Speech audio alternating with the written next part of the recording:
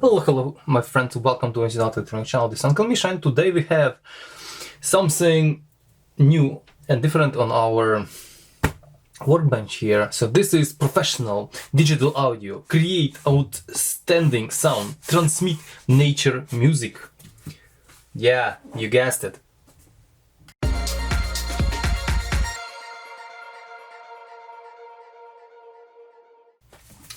And you guessed it, this is Divpoeltry Phono Box Phono in, made in China. Divpoetry. Poetry means divided poetry, guys. I'll be telling you some cool stories. Obviously, it is QC passed, like an other million paper. It's like this, which is everything is printed together with this QT pass 02. Yeah, my ass. So, the reason I'm kind of sarcastic here and a little bit like, why would I buy it, right? Well, it was on sale on Amazon at Prime Day, so I decided to get it. And this is, and I show you what it is. So this is,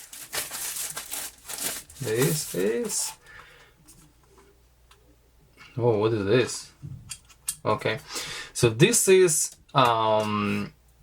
Phono moving magnet Phono Preamplifier. Okay, support meets the RIAA standard. Okay, so electrical level output 600 millivolt at 3 millivolt input, I guess. Sorry, 600 big MV. What is that supposed to mean? Interesting. So working voltage 12 volt. It comes with switching wall ward, and it is not too big. It has total harmonic distortion of 0.1% and signal to noise ratio less than 98 dB. Well, we gonna see all this because I'm definitely before powering this thing up, I'm gonna take it apart. So what do you have here? You have a power button here. Obviously, we're just gonna probably connect regular clunking button, no stand button or anything, just like on and off, or actually, yeah, on and off. I don't know why you need this. I guess because this is power amplifier. So this feels like actually pretty solid potentiometer, kind of like it. All metal box. On the back, we have these are the inputs from your turntable, okay, with moving magnet cartridge. This is your audio output that you're gonna connect to your power amplifier. So this is preamplifier, this is gonna be connected to power amplifier. So this is grounding thing. So this let you ground your turntable, join it together with this, and this is gonna be grounded if you want to the ground pin of the power outlet, or grounding pin if you have some separate ground connection. So this goes obviously over here, and this 12 volt switch mode power supply would power it. So I'm not sure how good is this power supply. It's probably super dinky. It's good to have some sort of, like, I mean, reasonable linear power supply. This one is 12 volt 1.5 amp, clearly switch mode.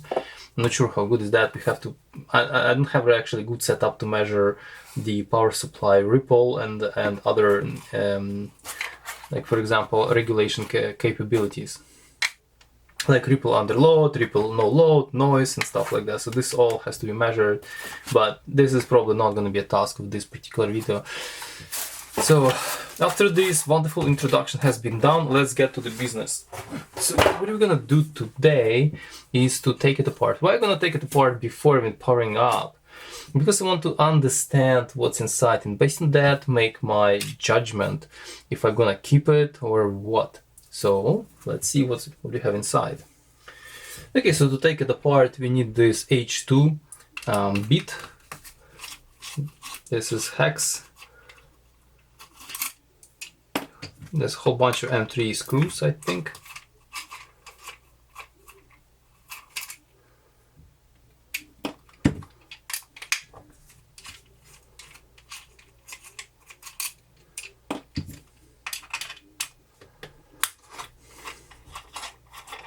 So my why do they get it at all? Like why why do I need it? Oopsies. Tricky guys. I need H1. Do I have H1? I hope. Looks like I do not. How about T7? No. How about other torques I have? T9 is too big. Need T8. Okay, it's time to bring some heavy duty business. If you remember my very nice review of this wonderful kit is still available on YouTube, so we wanna take a look. How good is this? So yeah, this is awesome. So if you can get it on sale especially, good for you.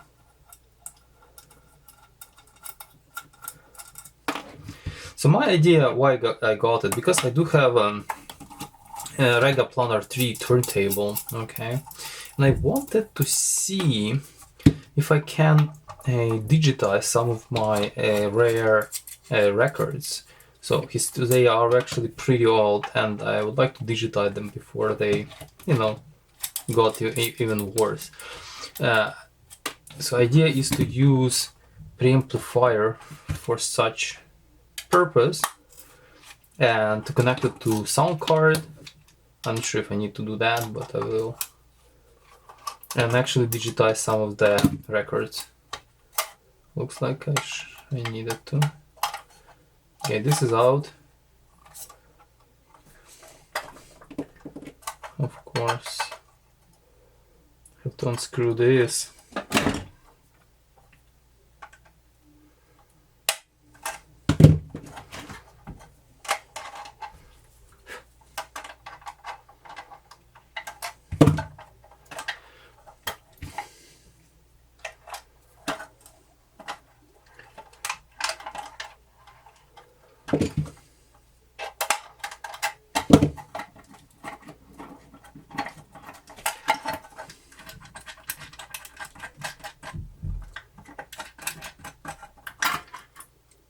Okay, so looks like our switch is like just okay. Let me pull this all. No way, no freaking way. Are you guys freaking kidding me? What the jerks! Oh, nice. Okay, it goes through. Ta-da! So what do we have here? So guys, I've done some digging, and let's explain how this thing works, at least discuss together. So first of all, let's start with this power supply. So power supply here is 12 volt, 1.5 amp. So over here, the core of the power supply, which is all this section right here with a whole bunch of capacitors, is this TPS 5430 step down converter. This dude can do 3 amps. I don't believe this thing needs even near that, but anyways, so this is high efficiency step down converter from Texas Instrument. It takes 12 volt, regulates it, stabilizes it, and then there are two transistors, BD139 and BD140, which are forming split rail power supply, producing plus 11 and minus 11 voltages for our op-amp. So this is our power section. It has, as you see, it has a lot of capacitors, good brand capacitors, to you know, smooth as much as possible. It has also this inductor. So this dude, I don't think it requires inductor. I need to see in the reference manual, but this might be just another inductor just to eliminate some of the noises.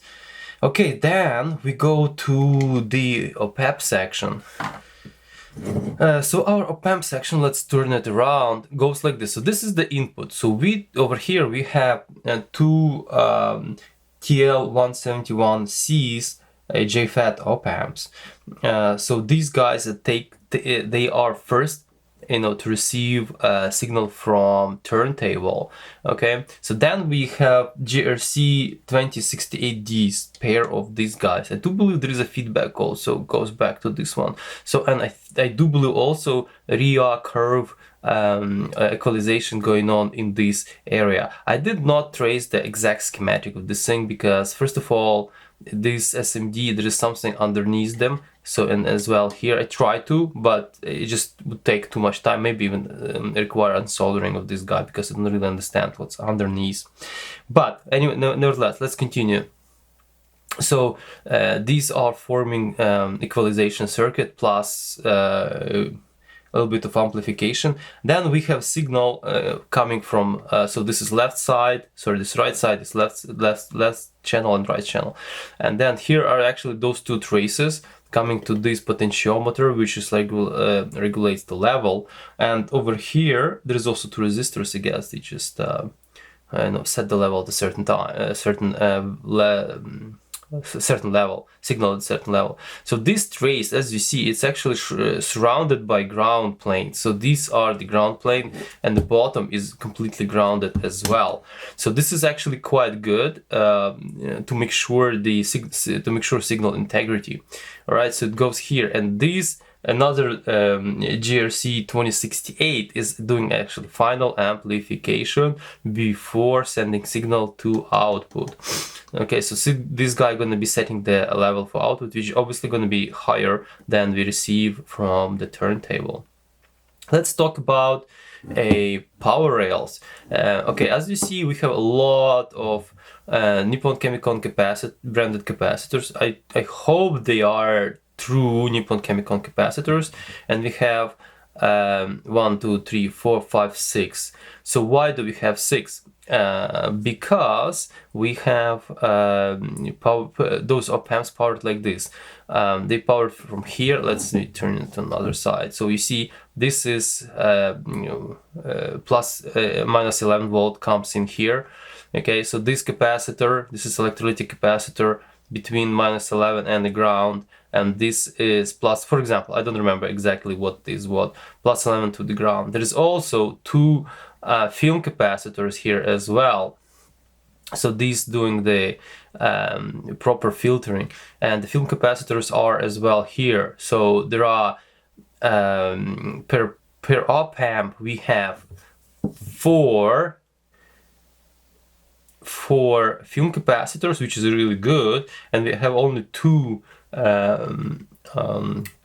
electrolytic. So the same here. So this is because this power rail goes like this here, and here electrolytic capacitors, two films. Now we go to the final op amp, which is this guy, and for some reason this guy has even double film capacitors. So it has here the electrolytic on one rail, electrolytic on another, and double film capacitors on here. I'm wondering, sometimes people do film capacitor between plus and minus 11, or plus and minus positive and negative voltages of op amp, but in this case probably it is unnecessary. So we have a good filtering on power decoupling using the electrolytic and film capacitors. So this is actually good practice for every op amp. This seems to be so this little connector is for the front panel, which actually powers on and off the thing, and it's actually just regular switch, which switches this, commutates this to the main power supply. All right, so this is not sensor button, this is actually proper clunking button. Just turns out, I don't really like how they did that. They just blob it with some kind of hot glue, look kind of bad. And as well here, so I don't like this hot gluing here, it's like look ugly as well. I don't know why would they do that. So potentiometer looks a bit on the stiff side, but that's probably good, because I don't think you're ever gonna fiddle with this one, right? If you connect it to proper amplifier, it's gonna have the proper knob to adjust the volume of your speakers or headphones. Okay, so this is pretty much it. I will continue looking for proper schematic for this guy. I couldn't find it. That's why I'm like surprised, but I couldn't find it, because this seems to be a generic design of a sort, probably taking some of the, you know, existing designs and just turned into something more cheaper to produce, because it's not made in China.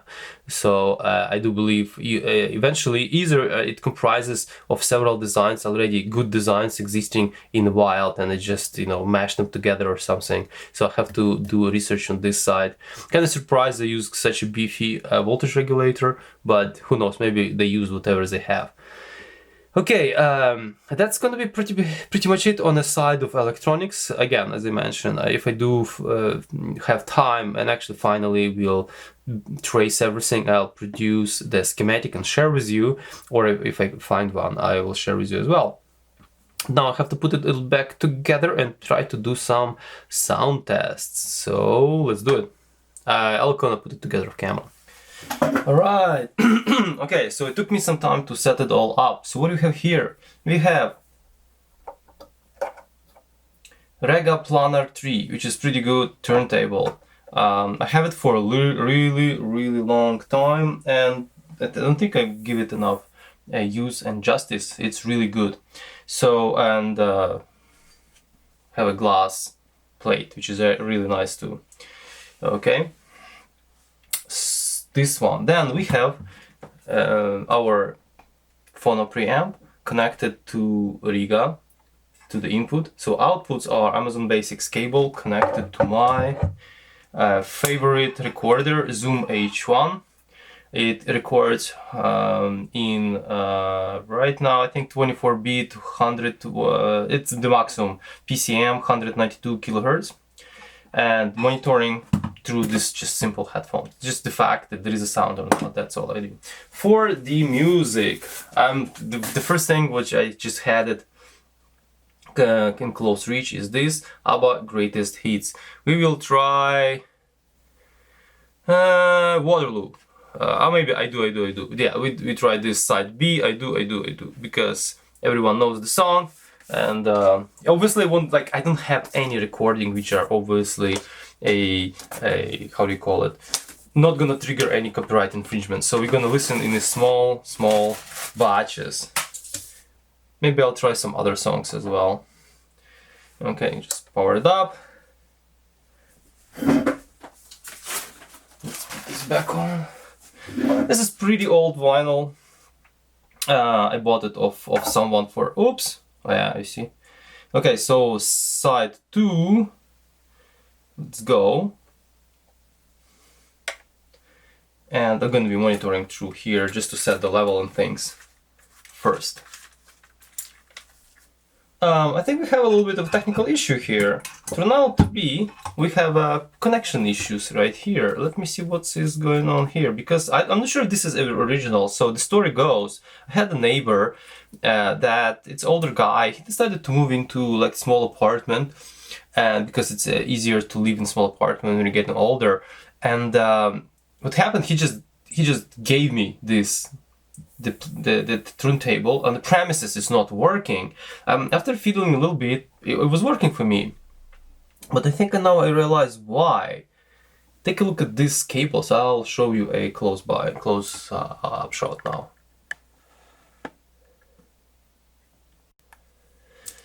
So I do not believe this is Riga. I don't think they can do such a shitty soldering job. Look at this. What the like, this is super bad. This is like super bad. Like oh my god. Anyway, I was listening to this thing, it was okay, but when I was moved it, I guess I kind of yanked it or something, and now it's like like it's shorting, like it's actually shorting the signal to the ground on both of them. So I have to quickly fix it, but looks like we're gonna have a video about upgrading my cables for the Rega turntable. Yeah, okay. Well, I quickly gonna fix it off camera because it's not about the cables at the moment, but this is insane. Yeah, you see what I mean when I said I didn't give it enough justice and use, so that's why these things are happening. Okay, we're back. Okay, finally I have fixed it. Now I have proper stereo. If you look here, signal without any, like you can fiddle here, it's not gonna be any problem. So I had to redo it. Probably gonna, as I mentioned, probably gonna have another video when I'm gonna replace all this cable, because it feels quite flimsy and old with the proper cable and proper RCA jacks here, gold plated and yada yada yada, obviously because this thing deserves it. Now we are at Waterloo. Okay, let's just pull it back in so anyone knows the Waterloo, and we will try recording. I'll be monitoring it with my headphones right here. Alright, we are recording.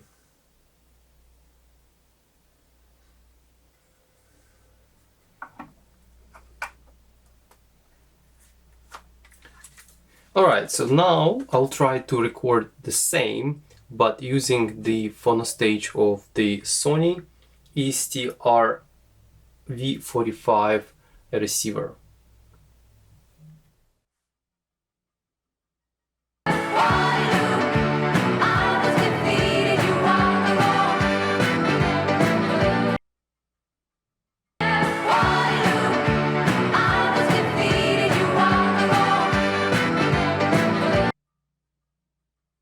They were close in Mount Fernando.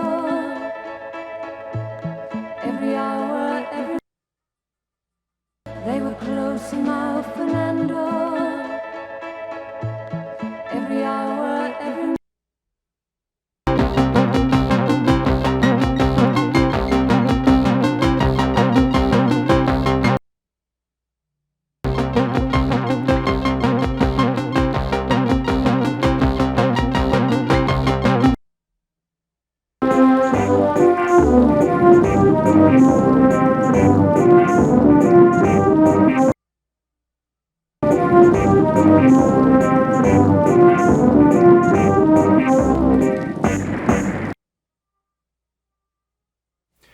So now when all recording is done on this Zoom H1, I will listen this on the computer carefully. I already kind of listened it through the headphones, but obviously that's not indicative.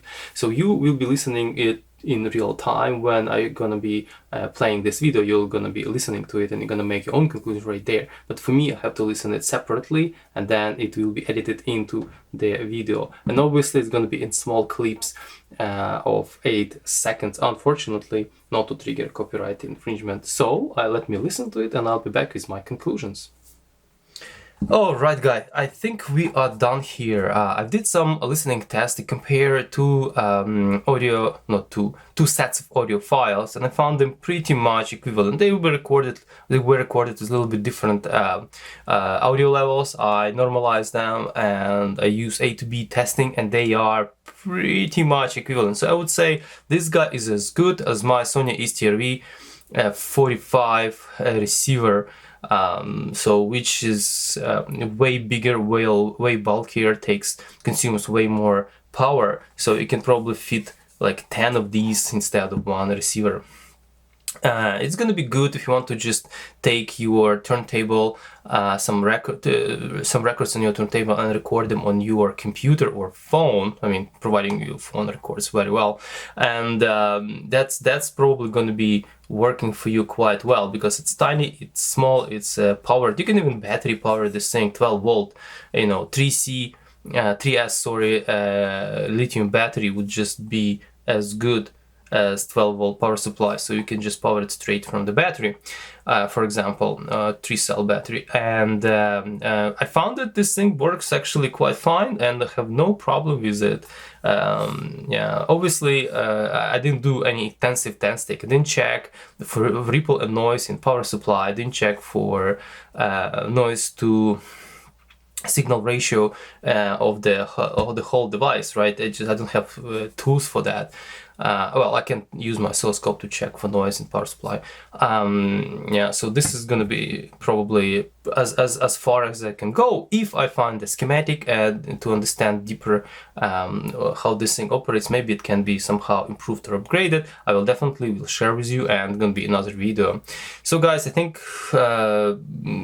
yeah, I did A to B testing and I found no significant differences between files, and I think this is good indicative that this this guy is alright, so I can cautiously recommend it. Link is to this product is down below. If you are interested, you can purchase. Sometimes they go on sale. I bought it on sale, and that's even better value for money. And please stay tuned for more video. Thank you for watching. See you next time. Ciao.